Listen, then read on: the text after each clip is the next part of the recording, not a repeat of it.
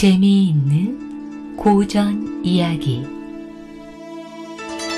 구렁이 여인. 옛날 어느 마을에 한 부부가 살았다. 부부는 자신들 소유의 농과 밭을 가지고 있었는데 해마다 풍년이 들어 살림이 무척 넉넉하였다. 세월이 흘러 부부에게는 아들 셋이 자라났고 장성한 세 아들은 차례로 혼례를 올렸다. 부부는 첫째와 둘째가 분가할 때 각각 농과 밭을 나누어 주었다. 마지막으로 막내 아들이 혼례를 치를 차례가 되었을 때 부부는 그동안 가장 곁에서 효도하고 성실했던 막내에게 특별히 좋은 땅을 주기로 하였다. 그 땅은 이웃마을 앞으로 물길이 잘 통하고 흙도 기름진 다섯마지기였다. 하지만 단 하나, 그 논 한가운데에는 커다란 큰 바위가 있었다. 막내 아들은 사람을 불러 그 바위를 치워야겠다고 하자 아버지가 손사래를 치며 말했다. 절대로 저 바위를 치우면 안 된다. 그거 하나만 지키면 너는 평생 풍족하게 살 것이다.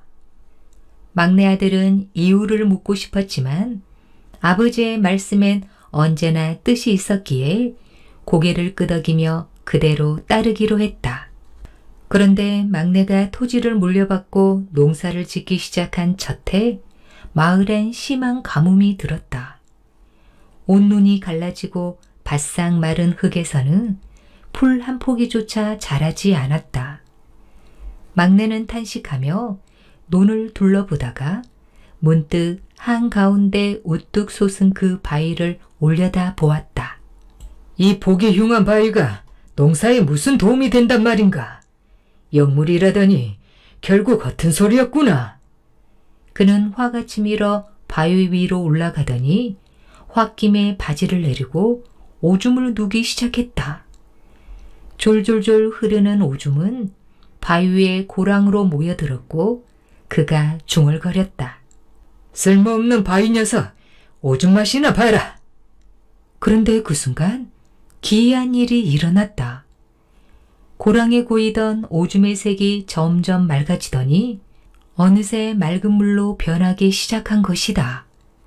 맑은 물은 점점 불어나더니 바위 아래로 흘러내려 말라있던 논바닥을 촉촉히 적셨다. 놀란 막내는 두 눈을 크게 떴다. 이럴 수가. 아버지 말씀대로 바위가 정말 영물이었구나. 이것이 부모님이 풍년을 거두신 비결이었어. 그날 이후 그는 그 바위를 신령한 존재로 모셨다. 물샘 바위라 이름 짓고 매일 정성껏 둘레를 쓸고 절을 하며 감사의 마음을 올렸다. 그 덕에 가뭄이 들어도 장마가 져도 그의 논은 언제나 풍년이었다. 세월이 흘러 어느 해 4월 막내는 모내기를 하려고 농가리를 맞춘 뒤 물을 가두기 위해 논을 살펴보고 있었다. 그때였다. 햇볕이 내리쬐는 바위 위에서 무언가 꿈틀거리는 것이 눈에 들어왔다. 가까이 다가가자 아주 커다란 굵은 구렁이 두 마리가 바위 위에서 서로 엉켜 꿈틀대고 있었다. 막내는 얼굴을 찌푸리며 외쳤다. 이 징그러운 것들이 여기가 어디라고 이런 재수없는 짓을 하고 있어. 분노에 찬 그는 논 귀퉁이에 꽂아두었던 삽을 움켜쥐고 달려가 구렁이들을 향해 힘껏 내리찍었다. 이놈들, 당장 꺼져라! 삼날에 맞은 한 마리는 그 자리에서 몸부림치며 숨이 끊어졌고 나머지 한 마리는 순식간에 바위 틈 사이로 도망쳐 버렸다. 숨을 몰아쉬던 그는 미처 두 마리 다 잡지 못한 것이 못내 아쉬워 한참이나 씩씩댔다. 그러나 이내 마음을 가라앉히고는 집으로 돌아와 아내에게 자랑스럽게 말했다. 여보, 오늘 논에서 무슨 일이 있었는지 아시오? 그 물샘 바위 위에서 징그러운 구렁이 한 쌍이 꿈틀대고 있길래 내가 그놈들을 시원하게 처치해버렸어. 에이, 한 마리를 놓친 것이 아쉬워 죽겠네. 그래도 허튼 짓 했다가는 내가 어떻게 혼쭐 내는지 보았으니 살아남은 놈이 다시는 내 앞에 나타나 까불지 못하겠지. 그의 이야기를 듣고 있던 아내가 조심스레 말했다. 서방님, 그 이야기는 너무 끔찍해요. 끔찍하다니. 당신이 아무것도 몰라서 하는 소리요. 그 바위가 어떤 바위인 줄이나 알기나 하시오.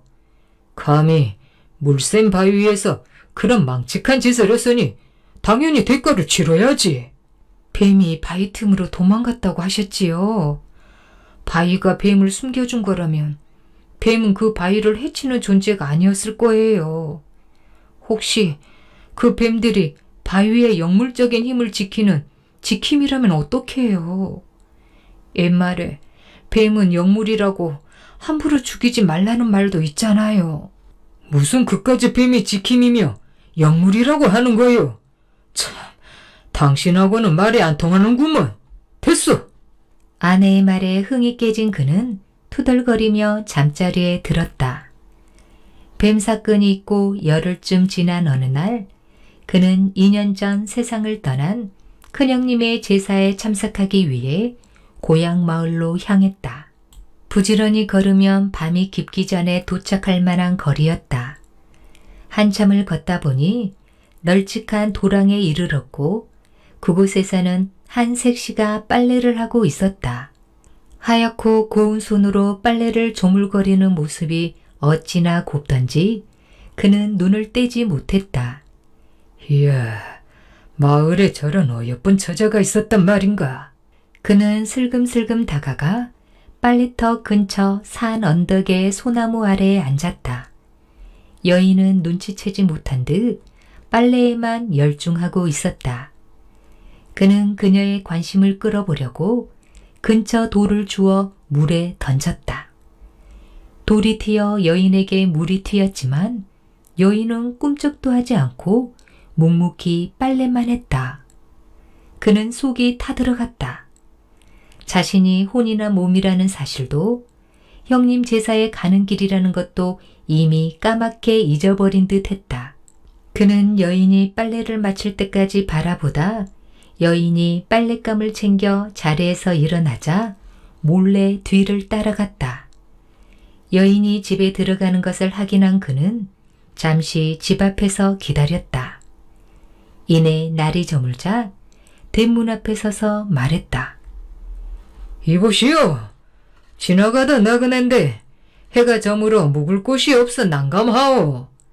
오늘 하룻밤만 이 집에서 묵어갈 수 있겠소? 문이 삐걱 열리더니 여인이 고개를 내밀었다.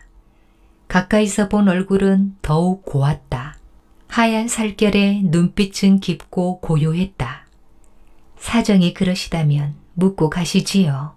그녀의 목소리는 마치 바람결에 흩날리는 노랫소리 같았다. 그는 속으로 쾌재를 불렀다.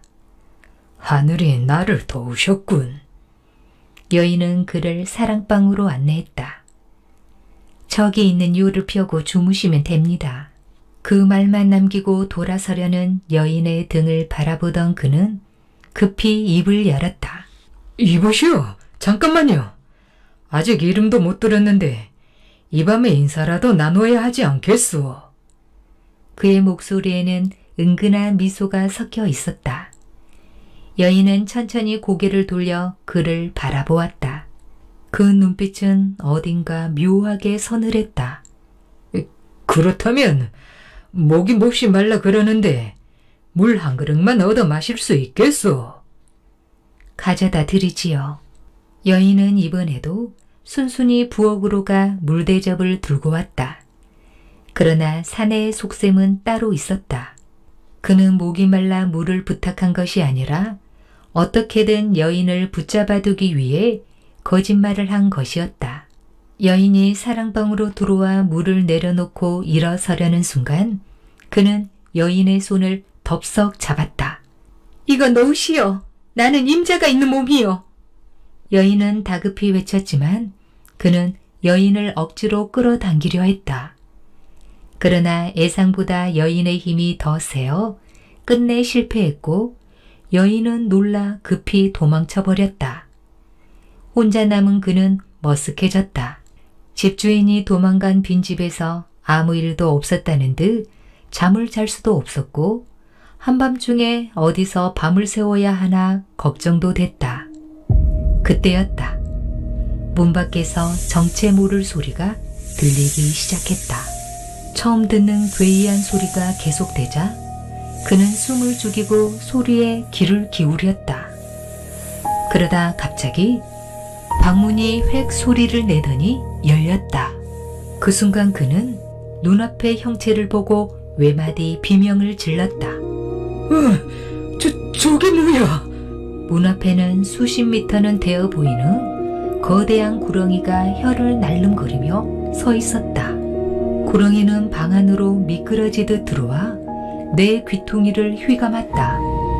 사내는 몸을 꼼짝 못하고 벌벌 떨었고 방 안은 구렁이의 몸으로 가득 차 숨 쉴 틈만 겨우 남았다. 구렁이는 커다란 입을 쩍 벌리더니 날카로운 목소리로 말했다. 내 이놈! 가엾은 서방님의 복수를 위해 오늘만 기다렸다. 그 말과 함께 구렁이의 긴 몸이 그의 다리를 감았고 점점 위로 올라오며 몸통을 조여왔다. 숨이 막혀가던 그 순간 그는 윗도리 속 주머니에서 비수를 꺼냈다. 그리고 구렁이의 머리가 자신의 상체를 감기 위해 올라왔을 때 입을 벌린 그 목구멍을 향해 비수를 내리 꽂았다. 그 무렵 그의 아내는 제사를 위해 큰 집에 간 남편이 사흘이 지나도 돌아오지 않자 걱정이 되었다. 옆마을 큰 집까지 찾아갔으나 남편은 거기에 오지 않았다는 말을 듣고는 더욱 불안해졌다. 마을을 샅샅이 뒤졌으나 흔적조차 없었다. 아내는 낙심한 채 집으로 오던 중 농 근처 물샘 바위 위에 누군가 쓰러져 있는 모습을 발견했다. 가까이 다가가 보니 그것은 다름 아닌 남편이었다. 여보, 눈 좀 떠봐요. 아내는 남편을 끌어안고 애타게 불렀지만 이미 숨이 끊어진 뒤였다. 남편의 팔에는 구렁이 이빨 자국이 있었고 그의 옆에는 비수가 꽂힌 채 죽어있는 구렁이 한 마리가 있었다. 아내는 얼굴이 파랗게 질리며 중얼거렸다. 서방님이 결국 그 구렁이를 죽였던 죄를 받는 것이구나. 얼마나 한을 품었으면. 아내는 남편의 시신을 정성껏 모시고 장례를 치렀다. 그리고 함께 죽은 2마리 구렁이 역시 따로 장례를 해주며 명복을 빌었다. 그날 밤 피곤함에 잠들자 꿈속에 소복 입은 아름다운 여인이 나타났다. 남편과 저의 장례를 치러주셔서 고맙습니다. 아내가 떨리는 목소리로 물었다. 그럼 당신이... 예, 저는 하루아침에 남편을 잃고 복수심과 분노에 사로잡혀 있었습니다. 그리하여 나는 당신 가문의 3족을 멸할 생각이었습니다. 소복 입은 여인이 낮고 담담한 목소리로 말을 이었다. 하지만 당신이 보인 그 고운 마음을 보고 생각이 바뀌었습니다. 우리 같은 미천한 생물의 죽음조차 가벼이 여기지 않고 정성껏 장례를 치러 주었지요. 그리고 명복까지 빌어 주었으니 그런 마음을 어찌 외면하겠습니까? 아내가 조심스레 물었다. 그러면 저와 남은 가족들은 살려주신다는 말이요. 여인은 고개를 끄덕이며 이어 말했다. 다만 한 가지 조건이자 부탁이 있습니다. 내가 죽은 날이 되면 잊지 말고 여느 망자처럼 나물과 밥 한 그릇으로 제사를 차려 주십시오. 그렇게만 한다면 당신 집안은 다 무사할 것이며 대대로 평온하고 큰 복을 누릴 것입니다. 그 말을 끝으로 여인은 아지랑이처럼 사라졌다. 잠에서 깨어난 안주인은 꿈에서 한 약속을 결코 가벼이 여기지 않았다. 그녀는 매년 그날이 되면 잊지 않고 정성껏 구렁이에 제사를 올렸다. 나물 한 접시, 따끈한 밥 한 그릇을 올리고 깊이 절을 올렸다. 그 정성스러운 마음 덕이었는지 그 후로 그녀의 집안은 무슨 일을 해도 형통했고 자손들 또한 크게 번창하여 남은 가족들 모두 평온하고 행복하게 살았다고 한다.